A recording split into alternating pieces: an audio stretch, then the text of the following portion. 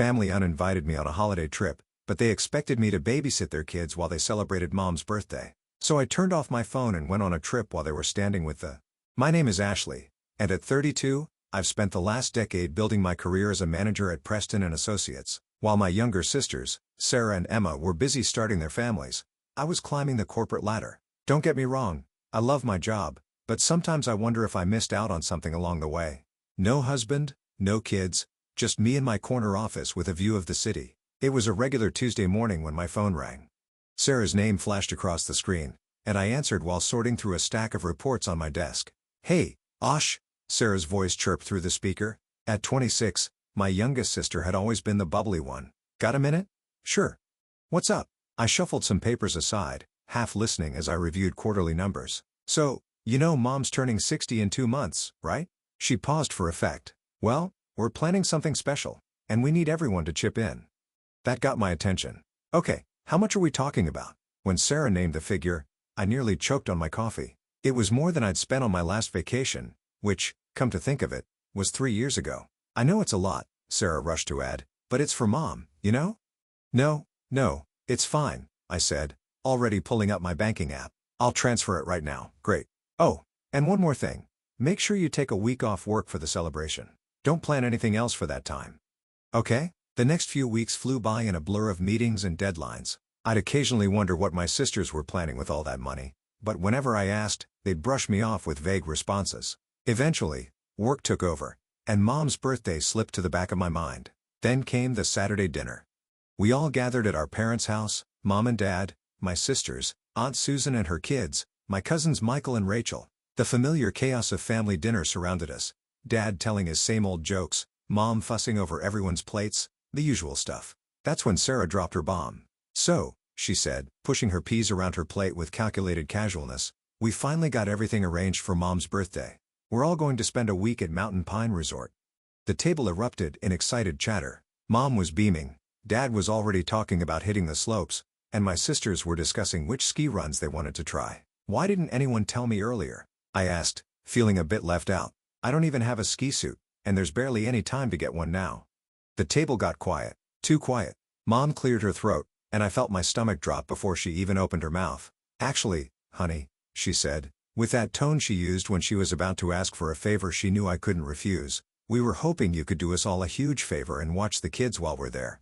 I stared at my family gathered around the dinner table, waiting for someone to laugh, to say it was all a joke. But the silence stretched on, broken only by the soft clink of silverware against plates. "You want me to watch the kids?" I finally managed to say. "All 5 of them?" My mind started counting them off automatically.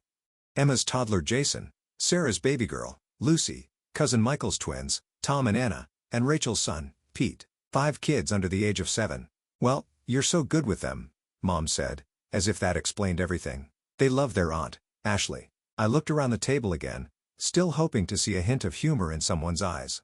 There was none. Just expectant faces waiting for my usual yes, but "that's not fair," I heard myself say, my voice sounding strange to my own ears. "I want to celebrate with everyone too. It's Mom's birthday." Emma, my 28-year-old sister, put down her fork with a sigh. "Come on, Ashley. You'll be bored there anyway. It's going to be noisy and crowded." "Bored?" I repeated. "How would you know if I'd be bored?" "Well," she continued exchanging glances with Sarah, "you're great with the kids. They adore you. And let's be honest, it's not like you need a break from family life." I felt my chest tighten. What's that supposed to mean? Sarah jumped in, her voice carrying that condescending tone she'd perfected over the years. "She just means that you don't have children or a husband to get away from. The rest of us, we need this break. You understand, right?" The green beans on my plate blurred as I blinked back tears. I wouldn't give them the satisfaction of seeing me cry. Instead, I quietly pushed back my chair and stood up. "Ashley?" Mom's voice held a note of concern, but not enough to actually stop me. Without a word, I grabbed my purse from the counter and headed for the door. Nobody moved to stop me. Nobody called out. The only sound that followed me was Mom's voice, drifting from the dining room. "Don't worry, she'll be a little offended at first, but she'll come around. She always does." As I walked to my car, their voices faded behind me, already moving on to discussing ski slopes and winter gear. The evening air was crisp against my face, helping to clear my head. 10 years of putting everyone else first, of being the responsible one, the reliable one, and this is what I got in return. The worst part wasn't even the babysitting request, it was the casualness with which they'd assumed I'd agree. The way they'd planned this whole thing without me, using my money, my time, my vacation days, without even asking. As if I was just a resource to be used, not a member of the family to be included. I spent half the night pacing around my apartment, replaying every family dinner, every holiday, every moment when I dropped everything to help someone else. The memories came flooding back, each one taking on a new, darker meaning in light of tonight's events.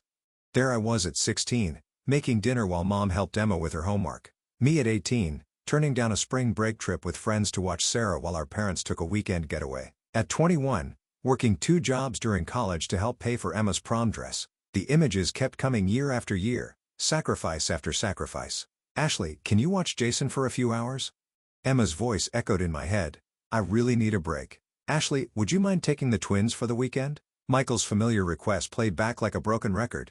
Rachel's overwhelmed with Pete, and you're so good with kids. I'd always said yes. Always. Even when I had important meetings the next day. Even when I was exhausted from my own work week. I'd taken pride in being the reliable one, the responsible sister, the perfect daughter. I collapsed onto my couch, the leather cool against my skin. The photo albums on my coffee table caught my eye. Family vacations where I was always the one behind the camera. Holiday gatherings where I was always in the kitchen while everyone else laughed in the living room. When was the last time someone had asked me what I wanted? It's not like you need a break from family life. Sarah's words kept echoing in my head. As of my life, my career, my choices were somehow less valid because I wasn't married with children.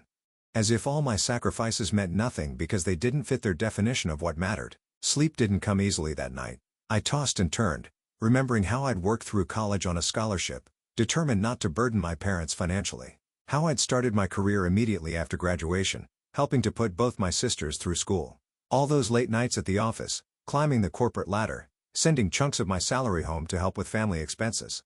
By morning, I'd made up my mind. I wasn't a confrontational person, never had been. There had to be a way to resolve this peacefully, to make them understand without causing a family rift. So I did what I'd always done when there was a problem. I tried to fix it. I waited until a reasonable hour on Sunday morning before picking up my phone. Mom answered on the third ring. "Hi, Mom," I said, keeping my voice steady. "I've been thinking about the resort trip. Actually, I have a solution. I'll pay for a professional babysitter for all 5 kids. That way, everyone can enjoy the celebration together." The silence on the other end of the line stretched for a moment too long. "That won't work, Ashley," Mom finally said, her voice tight. "We can't trust some stranger with the children. They're used to you." "Mom, I want to be part of the celebration too," I tried to explain. "I want to be there for your birthday. I could find a really good babysitter, someone with excellent references." "You know you're not exactly a social butterfly," she cut me off, her voice sharp. "You'd probably be uncomfortable with all the noise and activity anyway. The children will keep you busy, and you enjoy spending time with them. It's perfect for everyone." The click of the call ending echoed in my ear before I could respond. I sat there, phone still pressed to my ear, as my mother's words sank in. She hadn't even bothered to say goodbye. I was still staring at my phone, processing my mother's abrupt hang-up, when it buzzed again. Sarah's name flashed across the screen. "How dare you?" she hissed, before I could even say hello. "Mom just told me about your little suggestion about hiring a babysitter. Are you trying to ruin everything?" I sat up straighter, my sister's hostile tone catching me off guard. "Ruin everything? I'm trying to find a solution that works for everyone. We already have a solution." Sarah's voice rose. "Everything's planned, Ashley. Everything. And now you're being completely selfish, trying to change all our arrangements at the last minute." The accusation hit me like a slap. "I'm being selfish?" "Yes, you are. We've been planning this for weeks. Everyone's excited. The resort is booked, the activities are scheduled, and now you want to throw a wrench in everything because you can't just do this one thing for the family?" My hands started shaking. "One thing? Are you serious? You know what? If you ruin this trip for everyone, if you spoil Mom's birthday celebration, don't bother talking to me again." "I mean it, Ashley." The line went dead. I sat there stunned by my baby sister's threat, when my phone buzzed with incoming messages. This time from Emma. "Family needs to stick together," her first text read. "We all help each other out." Another message popped up. "Remember when I watered your flowers last year while you were at that conference?" And another. "You're good with the kids. They love you. Why can't you just forget about being resentful and think about what's best for the family?" My fingers flew across the keyboard as I replied, "A real family doesn't take advantage of each other. A real family respects each other's wishes and includes everyone in their plans. A real family doesn't manipulate and guilt-trip each other." I watched the three dots appear and disappear several times, but no response came. That's when it hit me, the way they'd asked for money without explaining what it was for. The careful way they'd told me to take time off work without mentioning the resort. The casual way they'd announced their plans at dinner, as if everything was already set in stone. They'd planned this all along. While I was working late nights, while I was babysitting their kids, while I was being the perfect daughter and sister, they were secretly arranging this trip. They'd used my money, arranged my schedule, and planned to dump 5 children on me without so much as a conversation. And now that I wasn't playing along with their script, they were trying every manipulation tactic they could think of: guilt, threats, emotional blackmail to force me back into the box they'd created for me. Something strange happens when you finally see through the fog of manipulation. Suddenly, everything becomes crystal clear. I felt lighter than I had in years. The guilt that had been weighing me down was replaced by something else: determination. I opened my laptop and started searching. Within an hour, I had booked a beachfront hotel in Florida. Nothing too fancy, but it had a balcony overlooking the ocean and was within walking distance to everything I might need. I even splurged on a first-class plane ticket. After all, I had plenty of money since I wouldn't be skiing.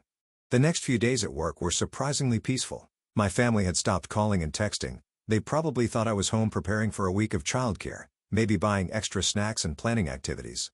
The thought made me smile as I packed my beach clothes and new swimsuit. Taking a tropical vacation in the middle of winter, my colleague Janet asked when she saw me checking the Florida weather forecast. "Sometimes you need to do something unexpected," I replied, surprised by how good it felt to say those words out loud. The morning of my flight, I took one last look around my apartment. I'd cleaned everything meticulously, force of habit, I suppose. The empty fridge, the properly locked windows, everything in perfect order. Just like always, except this time, I wouldn't be here to answer any desperate phone calls for babysitting. As the plane took off, I switched off my phone and tucked it into my bag. No social media, no email, no family drama. Just me, the beach, and a whole week of freedom. The Florida air hit me like a warm embrace when I stepped out of the airport. Palm trees swayed in the breeze, and I could smell the salt from the ocean even from here. My hotel room was even better than the pictures. The balcony offered a perfect view of the endless blue horizon, and I could hear the waves crashing against the shore. That first afternoon, I walked barefoot on the beach, letting the warm sand squeeze between my toes. When was the last time I'd done something like this? When was the last time I'd done anything just for me? I swam in the hotel pool, read a book without interruption, and had dinner at a quiet beachside where no one needed me to cut their food or clean up their spills. I watched the sunset from my balcony, sipping a glass of wine, without a single thought about bedtime routines or morning schedules. My last morning in Florida, I savored my final moments of peace. I knew I'd have to turn my phone back on eventually, face whatever chaos I'd left behind, but I hadn't expected quite what I found. When my phone finally powered up, it started buzzing nonstop. Messages, voicemails, missed calls, hundreds of them. The timestamp showed they started exactly a week ago, early in the morning. My hands trembled slightly as I began scrolling through them. The first messages were from Sarah. "Where are you? We're outside your house." Then, "Emma, Ashley, open the door. The kids are getting restless." Michael, "Hey, we brought Tom and Anna like planned. Are you home?" Rachel, "Ashley, what's going on?" Pete's asking for his aunt. As I read through the messages, I could picture the scene perfectly. My sisters and cousins, standing outside my empty house with 5 confused children, their suitcases packed for the resort, their carefully laid plans crumbling around them. The tone of the messages changed quickly from confusion to panic. "Ashley, this isn't funny. Where are you? Pick up your phone. What are we supposed to do with the kids? You can't just disappear like this." Then came the anger. Sarah's messages turned nasty. "You selfish witch. How could you do this to us?" Emma wasn't much better. "I can't believe you're this immature. Mom's birthday is ruined because of you." My Aunt Susan's messages made me wince. I'd never seen her use that kind of language before. "You ungrateful little. You've ruined everything. These children were counting on you." Mom's messages started later in the day. "I'm so disappointed in you, Ashley. I never thought you'd be this selfish. After everything we've done for you." Dad, who rarely texted, had sent just one message. "Your mother is crying. I hope you're happy with yourself." The voicemails were worse. I could hear the anger, the disappointment, the accusations in their voices. Messages from extended family members I hadn't talked to in months suddenly appeared, all of them condemning my behavior. "You've always been so reliable. How could you do this to your own family? Those poor children. You've ruined everything." I sat there in my peaceful hotel room, reading message after message, learning exactly what my family thought of me when I finally stopped being their convenient solution. The words they used, the names they called me, the assumptions they made about my character. It was like meeting a whole new family, one that had been hiding behind fake smiles and casual requests for favors. Without responding to any of them, I packed my bags and headed to the airport. It was time to go home, but I wasn't the same Ashley who had left a week ago. That Ashley might have apologized, might have felt guilty, might have tried to make it up to everyone, but that Ashley was gone. I had just finished unpacking my beach clothes when I heard the aggressive pounding on my front door. Before I could even reach it, I heard a key turning in the lock, the emergency key I'd given my mother years ago, just in case. They burst in like an angry storm, Mom leading the charge, Emma and Sarah flanking her sides, all of them red-faced and wild-eyed. The peaceful feeling I'd cultivated in Florida evaporated instantly. "Do you have any idea what you've done?" Sarah screamed, stepping forward. "You ruined everything. Everything." I stood my ground, watching them unleash their fury in my living room. The same living room where I'd babysat their children countless times, where I'd canceled my own plans to accommodate their emergencies, where I'd always been the reliable one. "Mike and John refused to stay with the kids," Emma spat out, referring to their husbands. "They both suddenly had important business to take care of. So Sarah had to stay home with all 5 children while we went to the resort. She missed Mom's birthday because of you. The whole trip was ruined," Mom added, her voice rising. "Nobody could enjoy themselves. All we did was talk about how you betrayed us, how you let everyone down. Your father couldn't even ski properly. He was so upset." They continued their tirade, talking over each other, each one trying to outdo the others and expressing their disappointment and anger. The more they talked, the more absurd it all seemed, until something inside me broke, but not in the way they expected. I started laughing. The sound of my laughter cut through their accusations like a knife. They stopped mid-sentence, staring at me as if I'd lost my mind. "What's so funny?" Mom demanded, her face flushing darker. What could possibly be funny about this situation? I wiped tears of laughter from my eyes. "Don't you see how ridiculous this is? Do you really not understand how absurd you all sound right now?" "Absurd?" Emma sputtered. "What's absurd about?"